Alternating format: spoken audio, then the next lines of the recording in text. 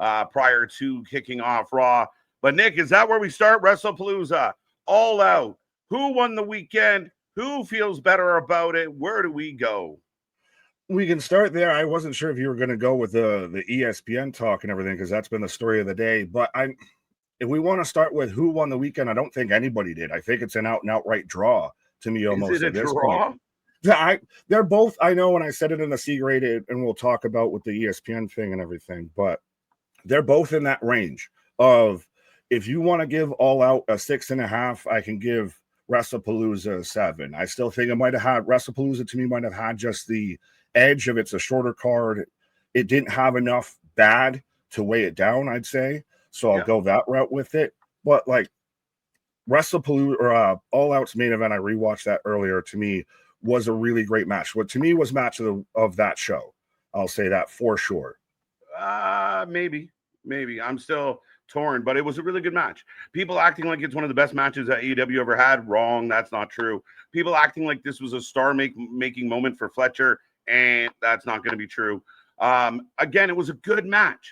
Wrestlepalooza, it was good, not great.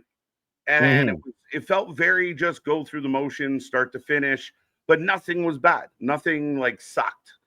That's why I think they're both in that C average. Well, grade. There was the problem with All Out is there was a lot of things on All Out that outright sucked.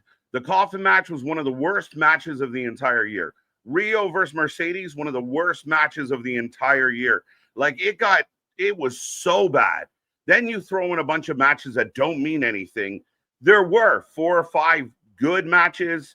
Let's say that Fletcher and Hangman were above good. It was a great match, but at the end of the day, I just feel like there was so much bad on All Out. It really hurt. Like Tony Khan hurts AEW. Well, that's why I think out of the 2 shows, no matter what, it does get the lesser grade out of the 2. I just don't think it's like one's not a B or an A and the other's like a D or a low C or anything. I think they're a lot closer. And I will say something and timestamp this as we're at 6:37 Eastern time. We're at 4:33 right now in the stream. Eddie Kingston had the worst match on All Out. Yeah, you throw in Eddie and Bill, and I rewatched that, but I rewatched that, and we missed the finish, or I missed the finish live. Yeah, you did. And I rewatched that finish, and that was one of the worst shit I've seen. And Tony Schiavone even pointed out how it was a miss, and then they sold it the wrong way, and it just Monet and Rio was better than Eddie. The casket match was better than Eddie. I don't think they were as bad. Yeah, that's a good point, though. But that's my argument: is that there was so much bad shit on All Out. Let's say Wrestlepalooza is a C. It did okay. It was average. That doesn't mean automatically All Out is the better of the show of the weekend. Not that you're saying that, but I know some people like, look, they're a C, so we win. And it's like, no. You still didn't eclipse it. If anything, it was a little bit on par, but even then, we were so out of energy, so like, can we just end this show? By the time we got to the main event of All Out, we were done. We didn't care who won.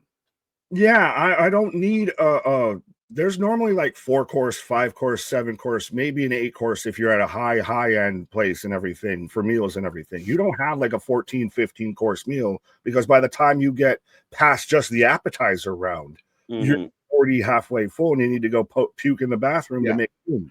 Well, and the question becomes, if 5 of those courses are awful, was it a good meal? But if like 3 of them are really great, that's the catch, right? Like, so you get like a couple phenomenal meals, knock your socks off type meals, and then you get a couple so, and then you get 4 or 5 horrible ones. You got to understand, like, was it still a good meal? Like, that's the tricky part with Tony Khan's booking. If he goes 9 matches strong and doesn't overdo it and doesn't throw on a bunch of Eddie Bill, we set up in the pre-show, not a pay-per-view match. Rio Sasha, not a pre-show match. Moxley Darby should be a pay-per-view match, but it literally sucked so bad. It was boring. It was contrived. It didn't do anything. It was just I felt like the whole night was do spot wait. And that's what the crowd seemed to be doing, is waiting for the next spot. Well, and I rewatched a good chunk of All Out, to earlier today, not on my birthday. Respectfully, I didn't, want to deal with that on my birthday. I walked away from wrestling, but I watched a good chunk of All Out back today, and even rewatched the casket match with the misses and everything. She pointed out she hasn't seen a Moxley match where he doesn't bleed. That ties into the paper mache forehead.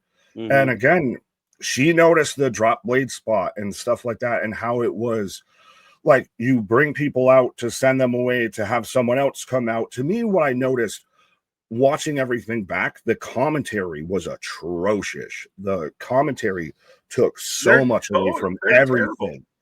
Callis and Daniel Bryan should be their two-man booth. Excalibur, we've already said, serves no purpose outside of just being a mouthpiece. Taz got really bad, especially in the main event. Yeah, absolutely. So again, that becomes the dilemma. The good news is there was a lot of wrestling, and actually I wonder if if that is part of the problem. Like, we are now 3 weeks away from Crown Jewel. We got No Mercy this Saturday.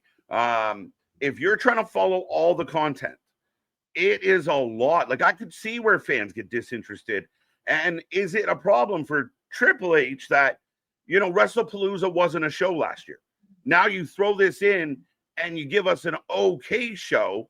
Now we go to Crown Jewel. Is that going to be a better show, or is that going to be another okay show? Because you're doing all these shows, but you want to save your good stuff for Survivor Series. So now the shows aren't feeling special. They're almost feeling like, oh, there's another one. Yeah, well, that's been the issue of even just trying to watch and find the content and all of that. That's why we've always had that discussion. We had it on the pre-show. I think the biggest damning thing, and the biggest, I don't want to say it's fully damning because I actually agree with the point in the article and everything, but the ESPN coming out and saying that Wrestlepalooza was average, that's something that, whether it's right or wrong, accurate or not, gives AEW's hardcore fan base, gives the sickos nothing but ammunition. Yeah, I mean, this is a guy that, again, very AEW friendly, out there chitter-chattering with Ricochet. Again, not saying that his opinion was wrong. It wasn't that far off. But I do think when you're saying on one breath of, like, the artistry of this match on this show, and then everything else was pretty lackluster on that show, I might be a little cautious, because this guy definitely, I didn't really know of him until today. Well, and fair enough. And I don't see, to me, when I read it, I didn't see anything wrong with it. And to me, I actually respected it, because I'll, even when we watch like a Dynamite or whatever, I'll still and check the results, because Bleacher Report, who's owned by Time Warner, hey, it's the same kind of tie-in. Whenever they give their ratings and grades per segment and everything like that,